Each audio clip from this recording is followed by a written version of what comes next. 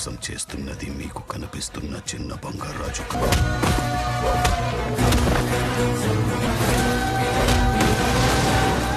చలో నేను చెప్తా. Halo sahabat, Assalamualaikum. Apa kabar? Semoga sehat selalu dan senantiasa berbahagia. Terima kasih sudah subscribe dan selalu setia menyimak video-video SLMT TV. Semoga Tuhan Yang Maha Kuasa selalu memberikan rezeki yang berlimpah ruah dan juga berkah untuk sahabat semua. SLMT TV selalu hadir tentunya menemani waktu bersantai sahabat dengan alur cerita film-film pilihan. Kali ini, SLMT TV menghadirkan sebuah cerita dari film yang berjudul Bangaraju.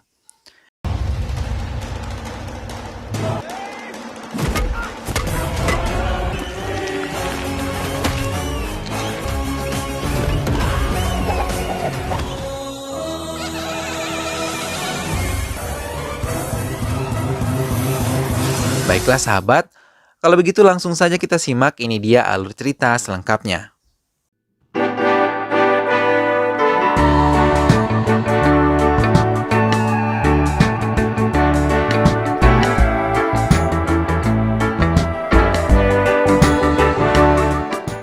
Sebelum kita masuk ke alur ceritanya, inilah dia para tokoh ataupun pemeran di dalam film Bangaraju. Tokoh utama film ini adalah Bangaraju, seorang pemuda yang berjuang untuk menyelamatkan kuilnya dari penghancuran para orang-orang yang tidak bertanggung jawab. Rama adalah ayah dari Bangaraju. Satyam merupakan nenek yang merawat Bangaraju sejak kecil. Bangaram merupakan kakek dari Bangaraju yang telah meninggal namun rohnya membantu dirinya. Rames merupakan ipar dari Ramu. Nangalaksmi adalah anak Rames yang akan dijodohkan dengan Bangaraju. Mutlayu adalah penjahat yang ingin menguasai pertambangan berlian. Dan Adi adalah bos dari Mutlayu yang ingin menguasai lokasi di mana kuil berada. Itulah para pemeran ataupun tokoh di dalam film ini. Selanjutnya, langsung saja kita simak, ini dia alur cerita selengkapnya. Beberapa tahun yang lalu di Sripura, beberapa orang secara sembunyi-sembunyi datang ke kuil Anantapadmanabhaswami untuk mengambil patung Dewa Siwa. Tapi, secara mengejutkan, ular yang melingkar di leher patung tersebut hidup dan langsung mematuk mereka hingga mereka pun tewas terkena racun ular tersebut.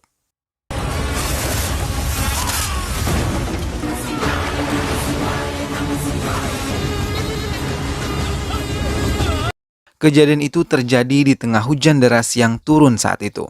Laut pun berasa tahu dan ingin melindungi patung Dewa Siwa, langsung menenggelamkan semua pelaku yang telah tewas.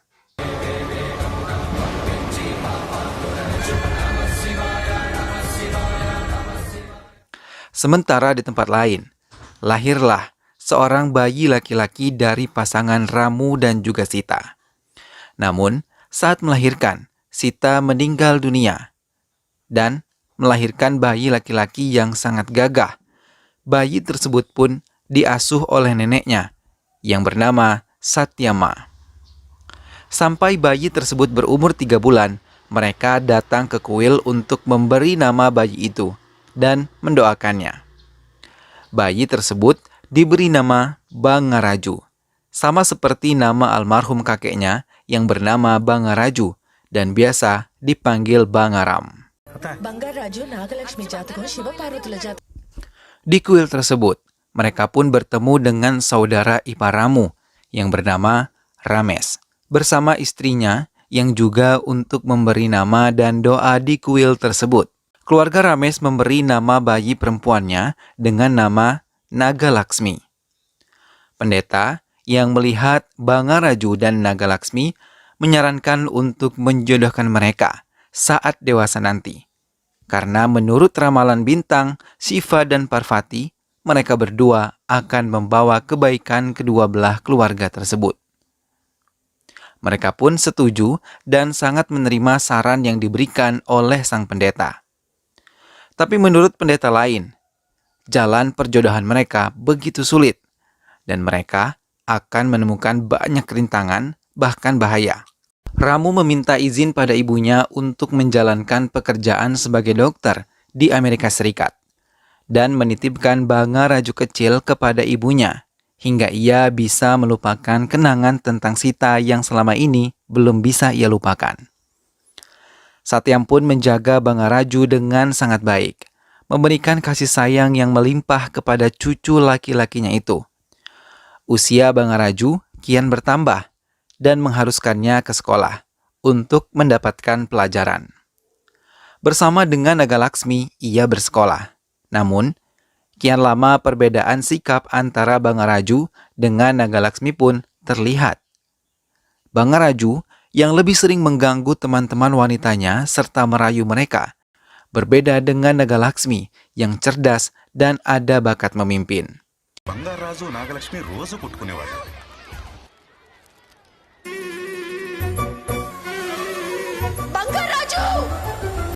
Satyam yang telah meninggal ditemukan kembali di surga dengan suaminya Bangaram. Mereka sangat bahagia akhirnya bisa berkumpul di akhirat.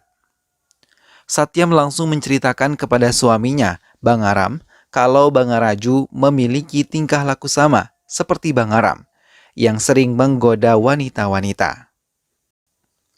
Mendengar hal itu, Bangaram hanya tertawa di hadapan Satyam, dan mereka pun melihat dan memperhatikan apa yang dilakukan Bangaraju dari langit. Namun sepeninggal Satyam dari dunia ini, membuat paman dan bibi Bangaraju menjadi serakah dan ingin memiliki seluruh warisan yang diwariskan untuk Bangaraju. Satyam terus mengatakan pada Bangaram kalau Bangaraju harus menikah dengan Naga Laksmi. Naga Laksmi yang tumbuh menjadi gadis cantik dan pemberani, mengajukan diri untuk mencalonkan dirinya menjadi kepala desa di desa mereka. Tapi Bangaraju selalu mengejek Naga Laksmi hingga membuat mereka bertengkar dan di tengah-tengah warga.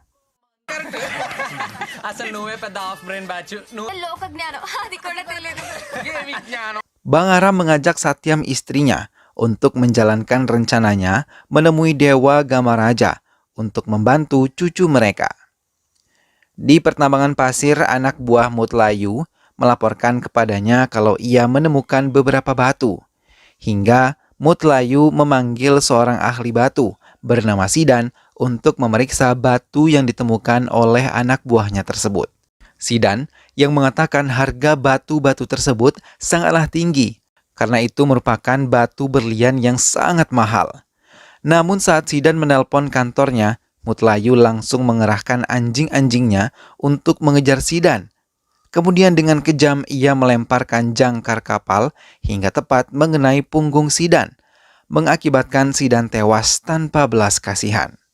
Mutlayu pun meminta semua anak buahnya membuang tubuh Sidan ke laut untuk menghilangkan barang bukti, hingga tidak semua orang tahu kalau di pertambangan pasir yang letaknya tak jauh dari kuil Dewa Siwa mengandung banyak batu berlian. Bangaraju mengajak Rames, ayah Naga Laksmi, untuk memberi pelajaran pada anak buah Mutlayu yang telah menghina Rames dan warganya.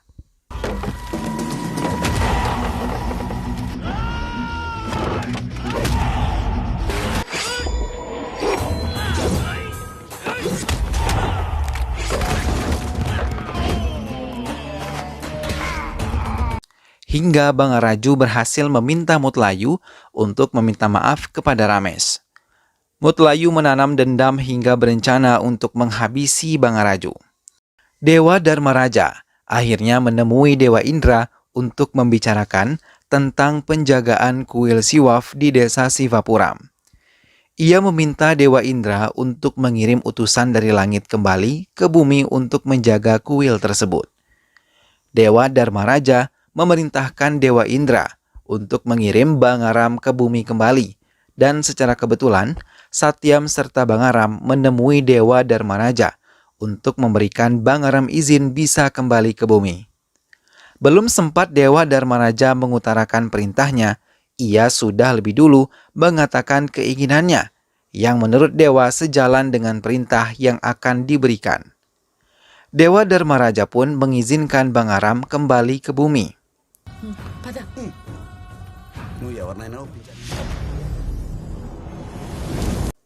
Bangaram kembali ke bumi, meninggalkan Satyam di akhirat dan langsung berada di rumahnya.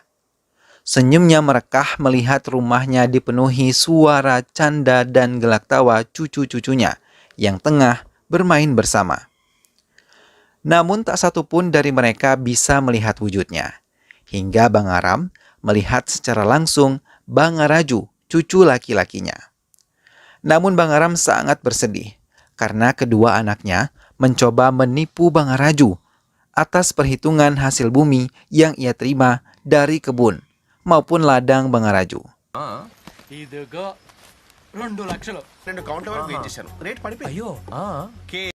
Hingga Bangaram langsung merasuki Bangaraju dan membuka kebusukan kedua pamannya yang kebingungan melihat keberanian dan kecerdasan Bangaraju yang mengetahui semua permainannya. అంటే బొమ్మిడేలు మరి పండుగ పర్మిషన్ అడుగుతావేంట్రా అంటే ఏదో ఒకటి అడగరు కదా మనుషుల్ని మోసం చేయొద్దురా ఎలాండే ఆగండి Satyam pun meminta izin kepada Dewa Indra untuk bisa kembali ke bumi menyusul suaminya Bangaram. Semenjak kehadiran Bangaram yang sering merasuki tubuh Bangaraju mengubah sikap Bangaraju untuk tidak selalu mengejek Naga Laksmi. Ia malah mendukung program-program yang dikeluarkan oleh Naga Laksmi untuk membangun desa mereka. Hingga Naga Laksmi mengubah pemikiran tentang sikap Bangaraju yang buruk. Mutlayu yang merasa dendam pada Bangaraju meminta Padma, gadis yang sering digoda oleh Bangaraju, untuk menjebak Bangaraju. ఏంటి విషయం చెప్పు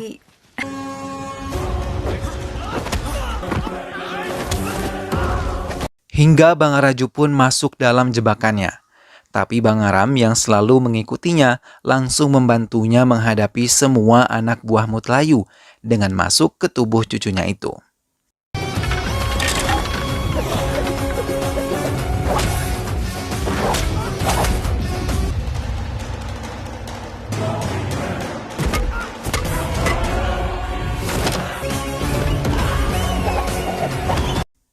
Hingga mereka pun berlari ke arah kuil, tetapi dikejar oleh Bangaraju yang masih dirasuki oleh Bangaram. Hingga mereka merusak api suci yang tengah digelar oleh keluarga Naga Laksmi yang sedang mengirim doa kepada leluhurnya. Hal tersebut membuat Naga Laksmi menjadi marah dan langsung menampar Bangaraju di hadapan semua orang yang hadir di kuil. Adi yang mengetahui kegagalan Mutlayu menghabisi Bangaraju langsung marah dan menamparnya. Ia ternyata adalah otak dari pembunuhan Bangaraju, sekaligus pemilik tambang pasir yang membunuh Sidan dengan sangat kejam.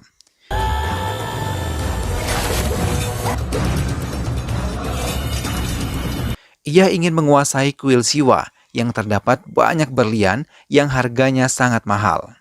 Hingga ia harus membunuh Bangaraju yang telah dituliskan untuk menjadi penjaga kuil tersebut. Naga Laksmi mendatangi rumah Bangaraju dan mengucapkan terima kasih karena telah membantu ayahnya menyelesaikan urusannya dengan Mutlayu. Ia juga meminta maaf atas kesalahpahaman yang terjadi pada mereka di kuil.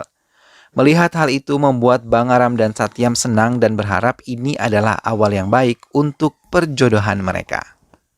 Sementara Adi yang ingin membunuh Bangaraju terus merencanakan hal itu dengan matang dan akan membunuhnya 4 hari ke depan.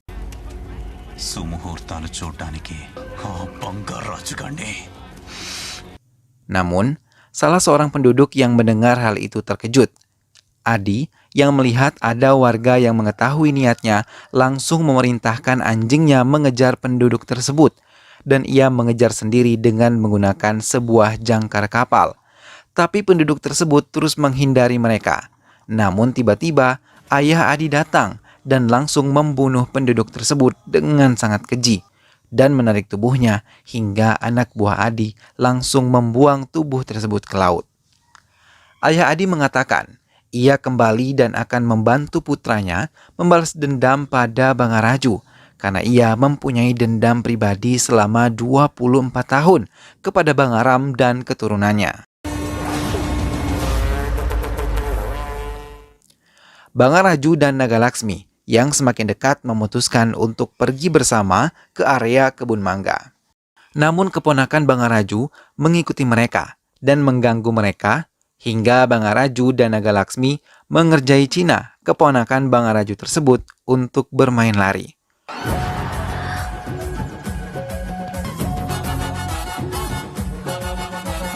Tapi Cina malah dikejar oleh kerbau yang melihatnya memakai baju merah. Naga Laksmi yang melihat Cina dalam bahaya langsung menjerit dan membuat Bangaraju langsung berlari dan mengejar Cina berusaha untuk menyelamatkannya.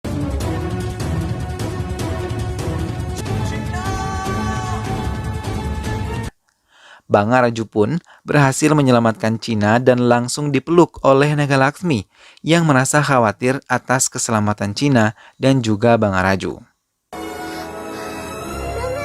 చిన్న నీకేం కాలేదు భయపడు భయపడు. Bangaram memandang wajah Bangaraju yang tengah tertidur pulas. Tak lama ia pun terbangun setelah ayahnya dari Amerika menelpon, mengucapkan selamat ulang tahun pada Bangaraju. Tapi tidak ada kebahagiaan di mata Bangaraju. Ia malah melihat ke arah foto Satyam yang dulu selalu memanjakannya di hari ulang tahunnya. Namun kini, semenjak kematian Satyam tidak ada lagi yang melakukan hal itu. Naga Laksmi yang memperhatikan kesedihan di wajah Bangaraju mencoba melakukan apa yang telah dilakukan Satyam kepada Bangaraju. Hal itu membuat Bangaraju sangat bahagia menjalani ulang tahunnya kali ini.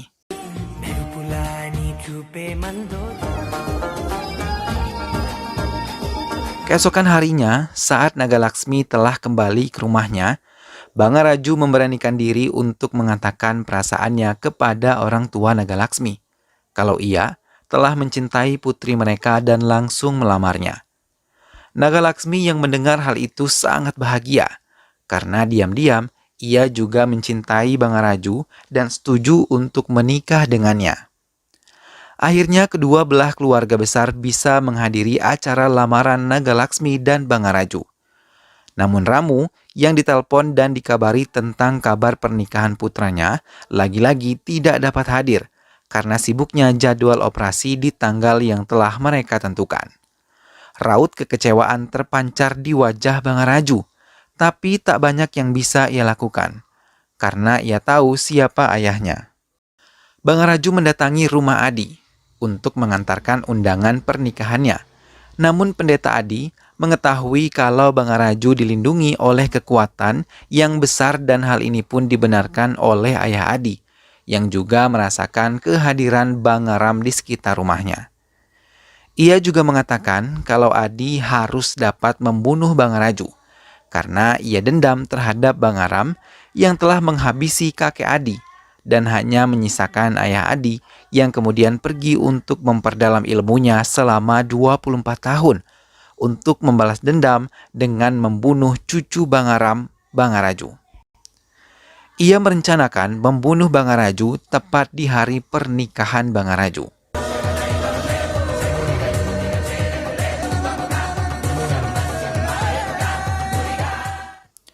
Saat malam menjelang, orang-orang Adi telah bergerak dan menggunakan kesempatan ketika melihat Bangaraju tengah tergeletak karena mabuk meminum alkohol. Mereka bersiap menyerang Bangaraju, tapi dengan sigap Bangaraju sadar dan langsung menendang mereka. Bangaram yang melihat cucunya dalam bahaya langsung merasuki tubuh Bangaraju dan langsung memberi mereka pelajaran, walaupun ia gagal untuk mendapatkan informasi siapa di balik kejadian ini.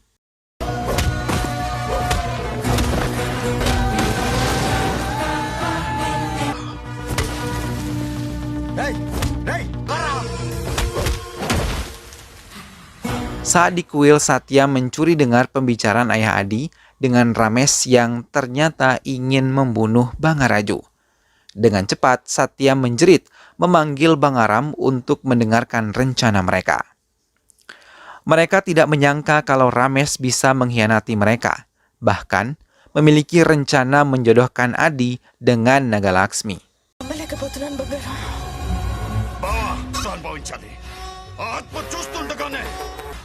ఇంతకాలం నేను ఆడి వంశ నాశనం కోసం ఎంత Adi pun berhasil membawa Bangaraju keluar dari rumah dan membawanya ke bangunan kosong dekat kuil Siwa. Sampai di sana, Bangaraju dipukul di bagian belakang oleh Adi, hingga ia tersungkur dan Bangaraju sama sekali tidak menyadari sahabatnya bisa berbuat sangat jahat pada dirinya. Saat Bangaraju terjatuh, ia langsung dipukul anak buah Adi hingga ia pingsan.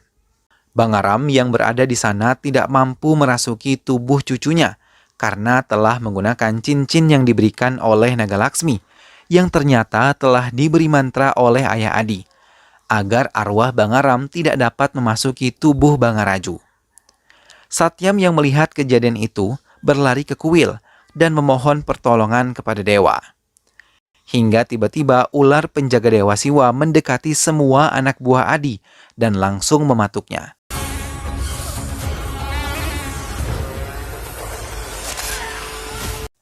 Tak lama kemudian, ayah Adi datang bersama anak buahnya dan langsung menendang ular tersebut hingga terpental jauh. Ayah Adi kemudian menginjak tubuh Bangaraju di hadapan roh Bangaram yang memohon untuk melepaskan cucunya. Tapi ia tidak memedulikannya. Ular penjaga patung Dewa Siwa itu terus merayap menaiki sebuah pohon dan jatuh tepat di atas mobil. Saat pengemudinya membuka pintu, Bangaram yang melihat langsung berlari setelah mengetahui kalau itu adalah Ramu, putranya. Dengan cepat ia berlari dan langsung merasuki tubuh Ramu. Menggunakan tubuh putranya, ia mengambil trisula dan melemparkan air suci ke wajah Bangaraju hingga ia tersadar.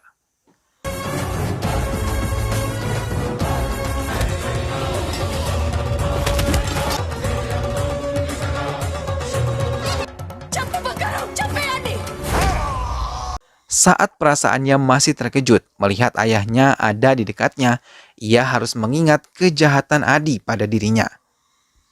Maka ia bekerja sama dengan ayahnya yang dirasuki kakeknya memberi semua anak buah Adi pelajaran.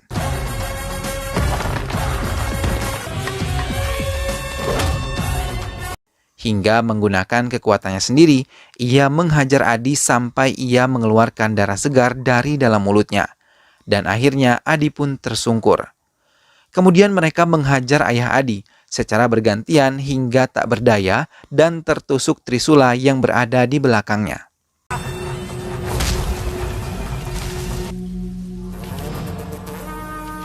Tak lama, Rames datang dan Ramu yang masih dirasuki ayahnya langsung mencekik leher Rames dan mencoba untuk membunuhnya. Tapi Bangaraju mencoba melerainya karena ia melihat Naga Laksmi datang. Ramu pun melepaskan cekikannya, dan Naga Laksmi yang melihat merasa sedih dan khawatir. Bangaraju. Rames pun meminta maaf dan meminta merahasiakan ini semua dari Naga Laksmi. Pernikahan mereka pun digelar dan semua orang memberikan doa yang terbaik untuk pernikahan mereka. Hingga dalam penglihatan Bangaraju dan Ramu, mereka dapat melihat kehadiran Bangaram dan Satyam sampai membuat mereka menangis haru. Bangaram menasihati Bangaraju agar tetap menjaga desa ini dan warga desa ini serta kuil leluhurnya agar bisa tetap terawat. Mereka pun mengiyakan nasihat yang diberikan Bangaram dan melihat mereka kembali ke langit disusul kebahagiaan antara Bangaraju dan juga Naga Laksmi.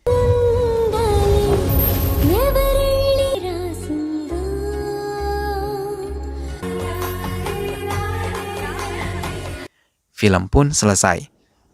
Nah sahabat, itulah tadi alur cerita dari film Bangaraju. Keserakahan memang tidak akan pernah membawa kebaikan. Ia akan selalu membawa kehancuran bagi para pelakunya. Bangaraju akhirnya mampu dipersatukan dengan Naga Laksmi setelah perjuangan panjang. Semoga sahabat semua terhibur setelah menyimak alur cerita film ini. Sampai berjumpa lagi di film-film selanjutnya. Terima kasih sudah menyimak video ini sampai akhir. Dukung terus SLMT-TV dengan cara klik like, comment, share, dan juga subscribe. Sampai berjumpa lagi, sehat selalu sahabat dan wassalamualaikum.